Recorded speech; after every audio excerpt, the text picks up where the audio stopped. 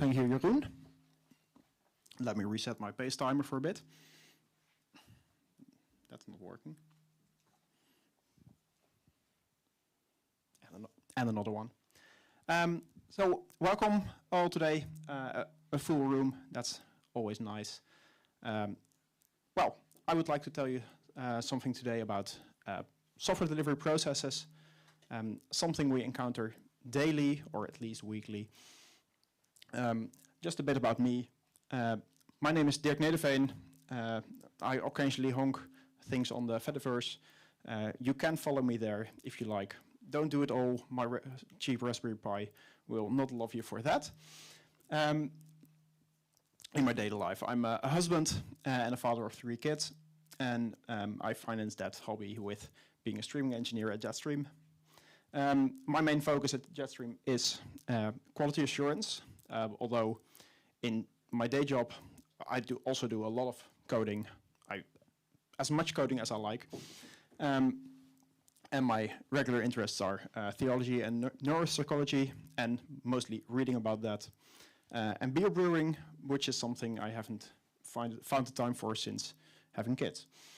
It happens. Today, I would like to take you along in the story of a bug. And I would like you to meet the cast. We have our evil supervillain, the customer. As we all know, no customers is no problems. And then there's the support hero, which is probably the most important role in a company and at least the most underappreciated. There's at the center of the company the owner, and who's also doubling as a product owner, which is a difficult combination, as some of you may know. Then we have a little dev team. Oh, I'm sorry. A senior and a junior dev. The senior is mostly looking at the screen, and the junior dev is usually doing all the grunt work. That's why he's wearing a hard hat.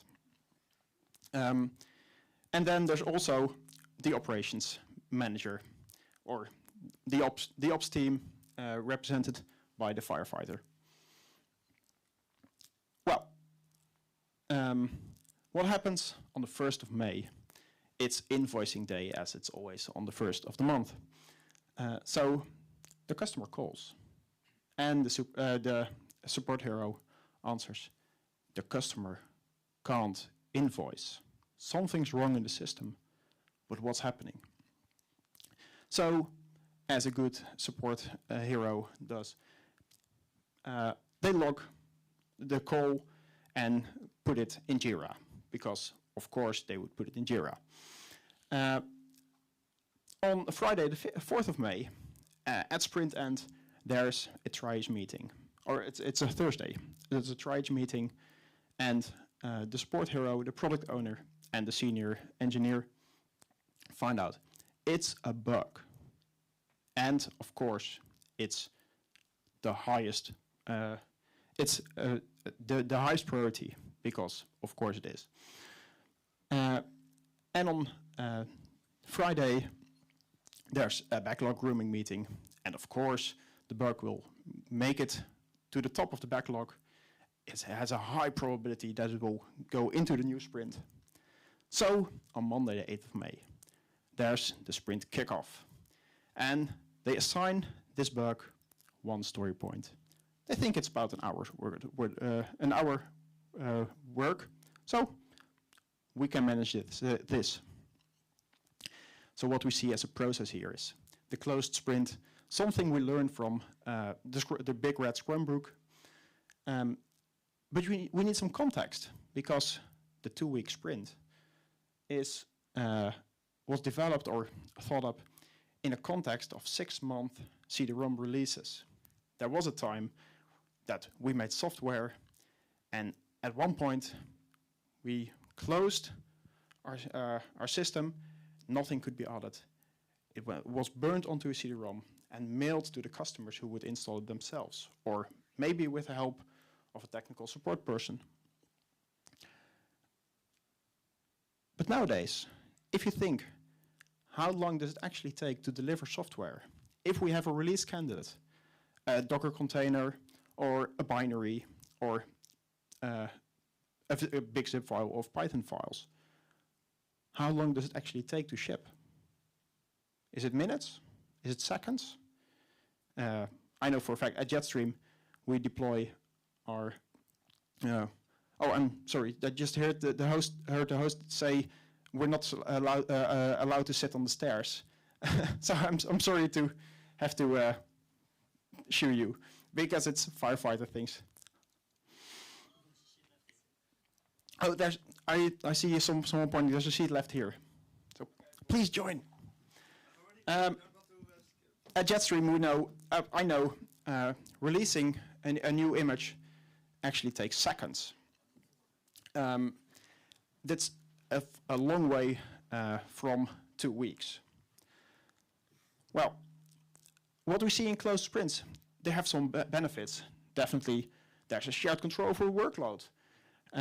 And we have a predictable cadence. We know what's happening every week, and we can communicate that to our customers and the suits. But it also limits our response time to sprint length. We continue our story, and our junior developer starts work, and he thinks, I'm not entirely sure what this means. So he emails the customer. He is a very responsible developer, and he asks for more information. Of course, 1.5 days later, the customer responds. And, well, just on the Monday after that, our junior developer thinks, yes, I'll work on this. And he opens a pull request. The senior developer has to sign off on that. And at the end of the Tuesday, the senior developer finds the time to review that. We see a pull request.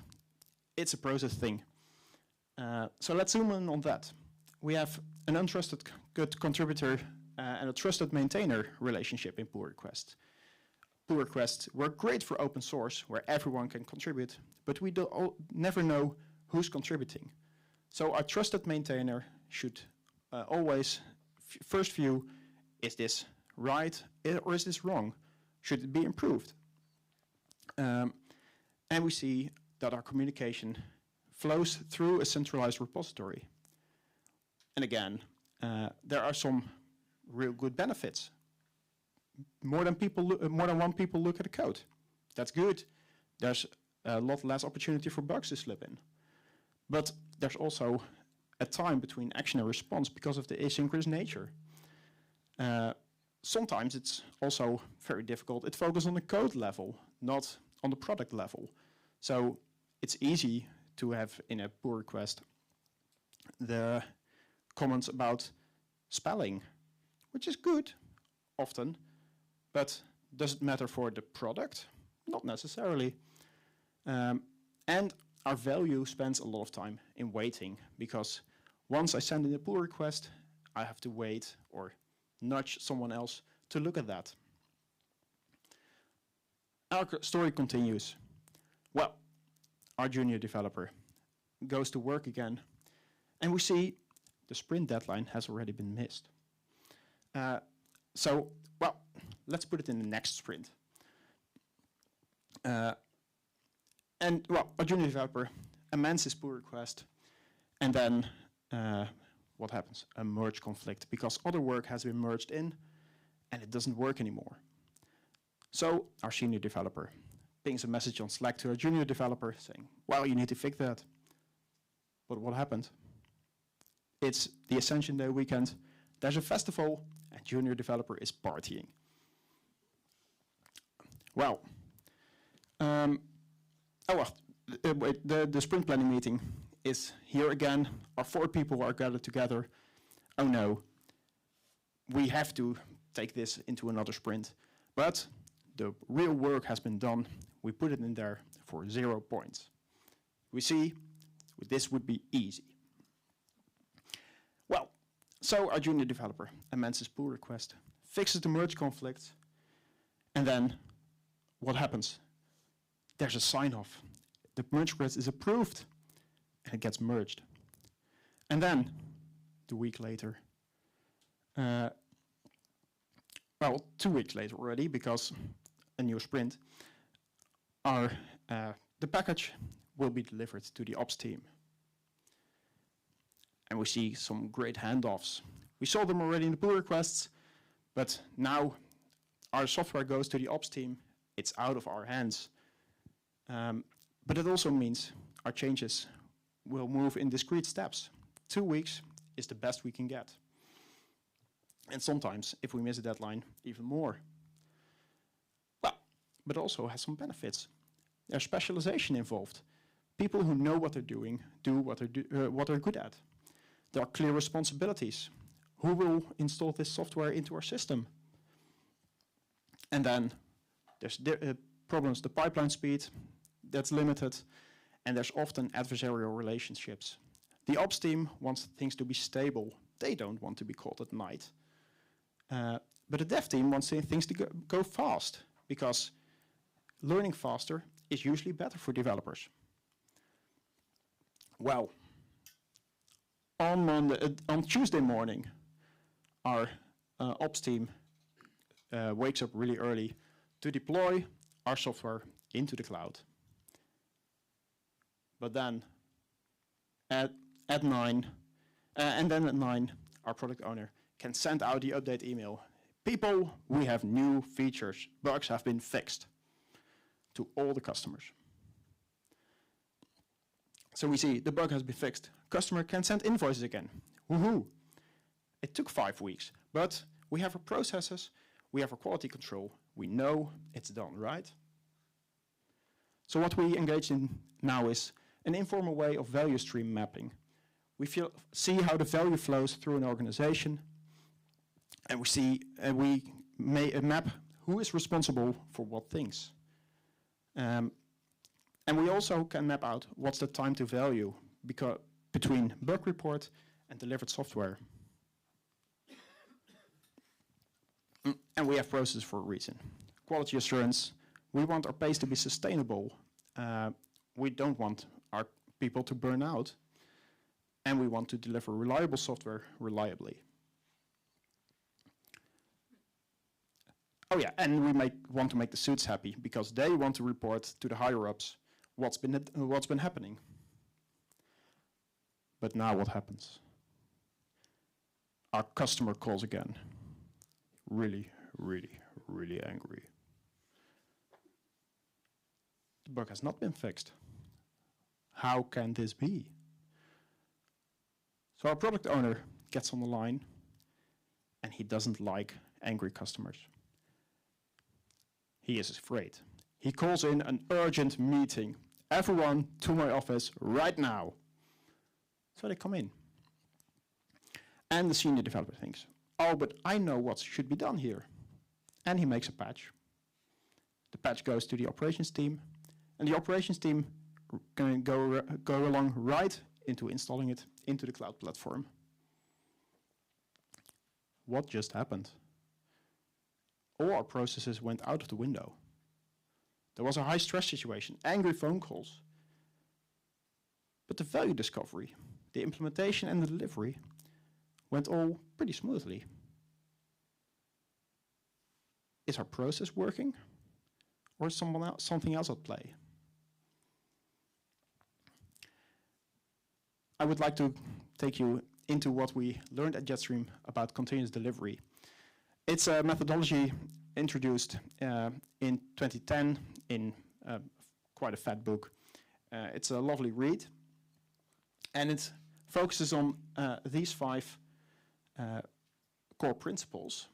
And the great thing is, in 2016, the book Accelerate by Nicole Forsgren and Jason Bonjin Kim was published, and they did a proper scientific study about what actually works in software delivery.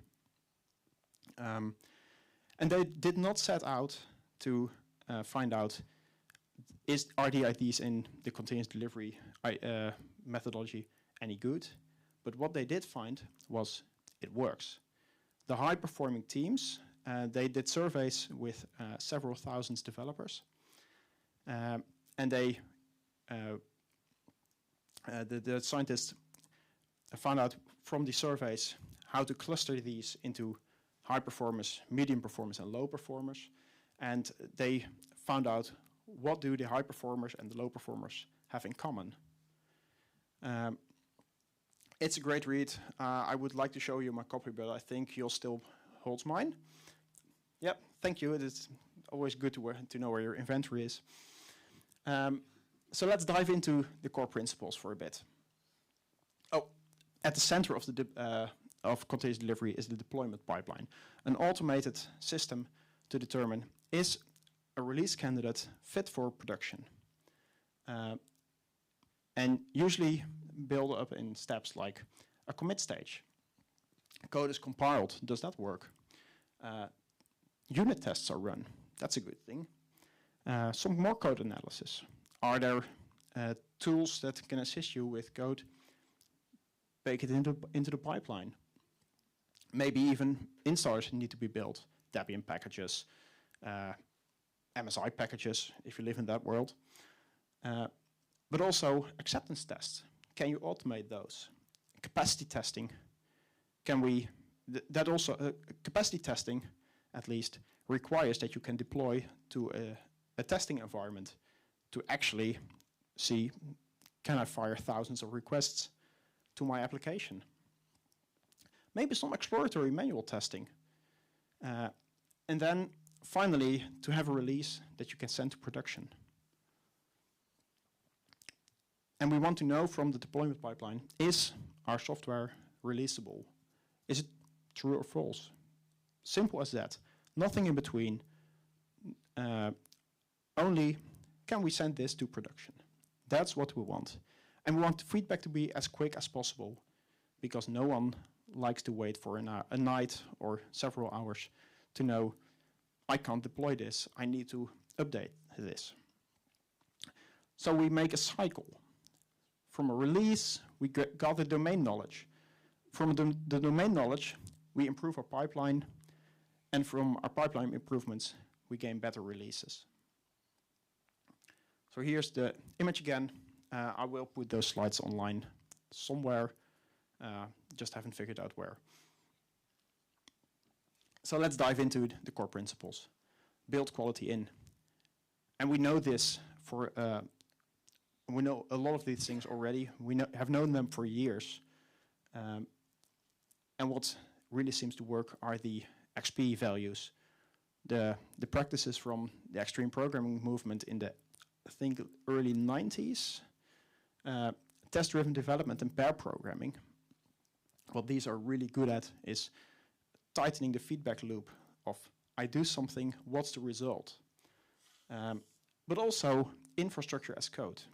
The more manual steps you have in your processes, the more that can go wrong.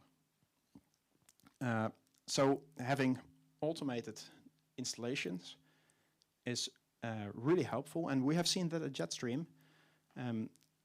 Last year when I arrived at Jetstream, there was quite a lot of manual installation of software, and over the past year we have been automating that quite well, I think. And just last week, my colleague Marijn asked, Dirk, why is this specific service only deployed when we make a Git tag? Can't we just do it on main? Oh, thinking about that, we probably can. Well, and that's what helps us work in small batches. Since we are moving towards continuous integration or trunk-based development workflow, everyone by default commits to main. And we can only do that if the quality is already high enough that we trust it. That's why TDD and pair programming are so important here. But we also use feature flags for things that are in development that will take a longer time. But we know if we already streamline this into our product and make it available for select customers or only for the developers, then we can learn more about how a specific feature interacts with the whole system. And making more frequent releases also allows us to see what a specific change has for effect to the whole system. Well, then we let computers do what computers do best. Repetitive, boring tasks, because computers are the most stupid devices you ever encountered. They can only do exactly what you tell them to do. And that's where continuous deployment comes in. The infrastructure as code also works here. If it's automated, we know nothing can go wrong because it will go exactly according to the plan. But we often learn the plan was slightly wrong. That needs improvements. Another good thing is our tacit knowledge about how the system works and how the parts of the system interact. We first moved that into a text runbook, just on the Confluence wiki, because of course it would be Confluence. The steps, what should we do to deploy this? What are things we need to take into account? We can then make a script from that, because we have a list of things that should happen. So now we can automate that, make a script, things that will happen. And finally, streamline that script into our deployment pipeline, so that each time I or my colleagues send in code, it will automatically go according to the plan. And then, this is more important than I can tell you. Pursue improvement. Do it one step at a time, because making larger steps gives you less information about are you actually going in the right direction. It works on a code level, it works on a process level. What important is find out what actually works. Because if you make a small step, it doesn't work, it's probably in the wrong direction. Or it might also be, we're not ready for this step yet. Small steps also allow you to step back, which is good. And then there's the point of refactoring, which is, I have seen it working in pull request-based situations, but it's far more difficult and easier in a trunk-based development situation, because everyone is integrating with master or main all the time. So that's what makes refactoring great. Make the change easy and then make the easy change.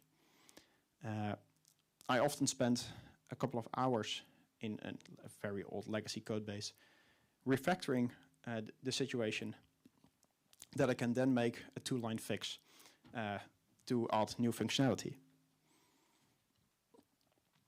And another thing, and that's more of a team dynamic thing, everyone is responsible. So we need to understand what the ops team, the ops people do. We need to grow in mutual trust, because if everyone is committing to main, I need to know what Marijn is committing is good. I need to know what Jos is committing is good. I need to know what Rutger is committing is good.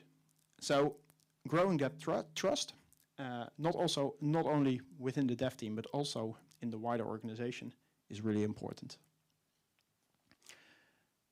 And I promised you in the abstract, I would try to make this a bit more practical. What to do this Monday. You could go through your organization and think about what's the value stream. Just go for what would a simple bug flow through your system. You don't need to do the cute emoji. It helps.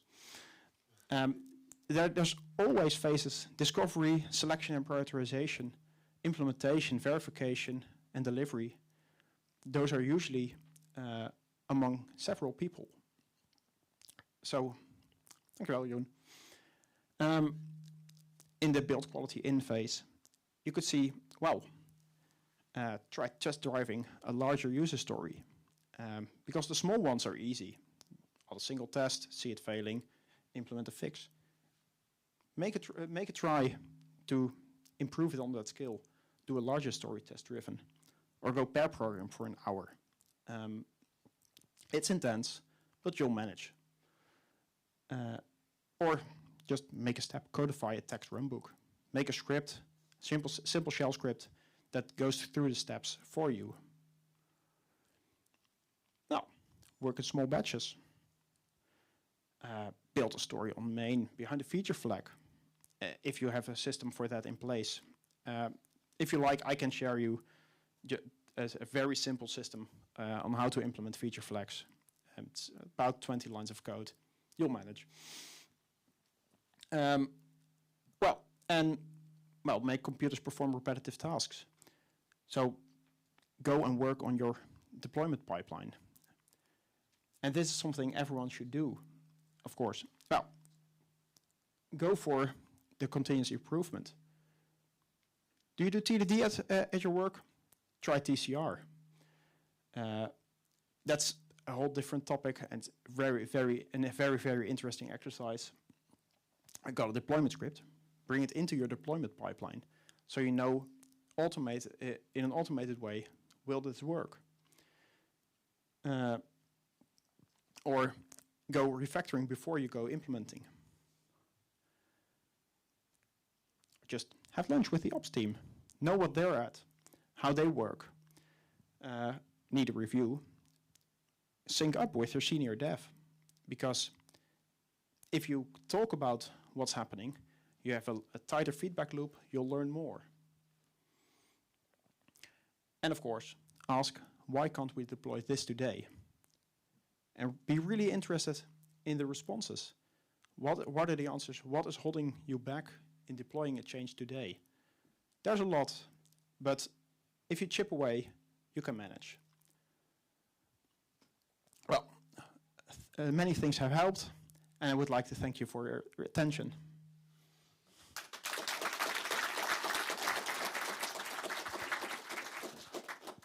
Thank you, Dirk.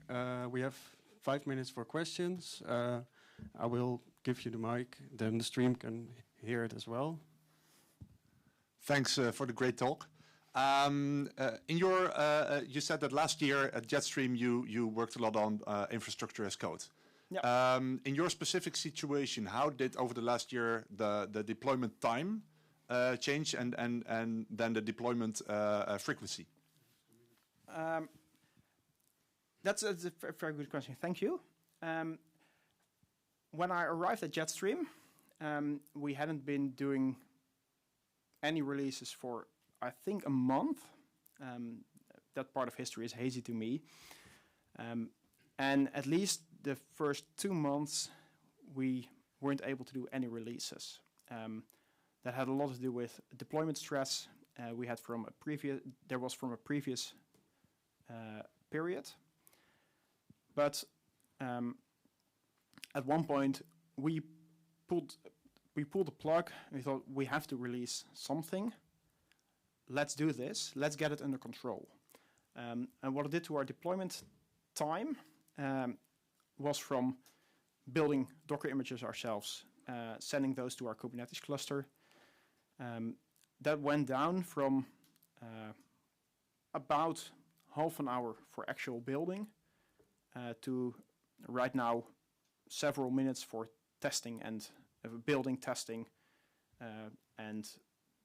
For our main interface, we don't have an acceptance environment yet. It's a bit convoluted. But for several other services, we do have automated acceptance environments that deploy within minutes. One thing that has helped us... Oh, and what the other part of the question, what does it have to do? What's the impact on time to value, I think? Deployment frequency. How often are you able to deploy now? So as I said, we did deployments whenever there was enough stress to do them. And now we do them for, well, if need be, several times a day. And that's, I think there's no real limit to that, except apart from we have a small team, so we can't do all the work at once. Is that helpful for you? Yeah, so it made a big impact. It made a very big impact, yeah. Another question? Yeah, just a small one. I was curious how you coordinate committing to trunk. What helps for us is we're a small team and we work in office. And what also helps is we have several code bases. We have an architecture that has always been very good for microservices. We're moving more into that direction. So having small code bases is really easy. What also helps is everyone is committing into trunk at least daily, which helps in coordinating, which really helps in coordinating larger refactorings. So if we go around changing code that needs to be changed in a lot of places, there's a cost to that, but doing that daily helps quite a bit. We don't do big refactorings daily, luckily, or sadly. It does help to practice that skill often. Does that answer your question a bit? One more question.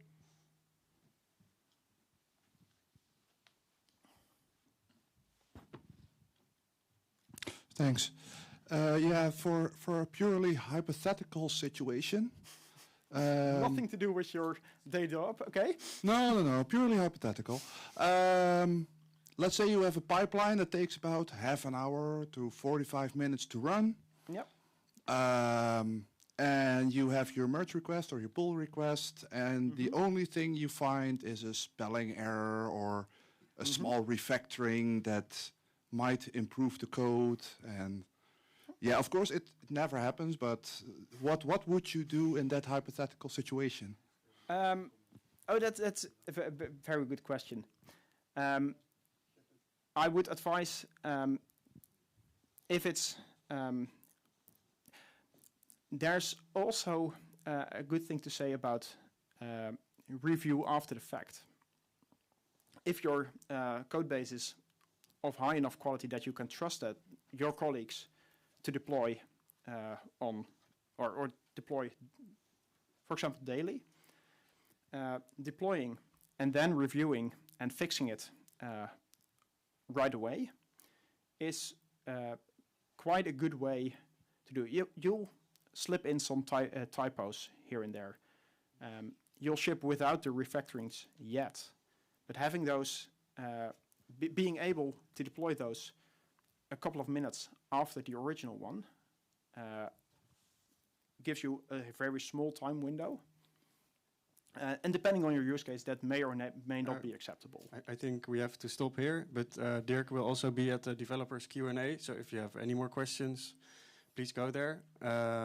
We have one more talk here before the lunch, which will be about API specs for open data from Amsterdam. Sounds very interesting. We have a gift for you from Thank you. Pygrunn. Yeah, thank you all for being here, and one more applause for Dirk.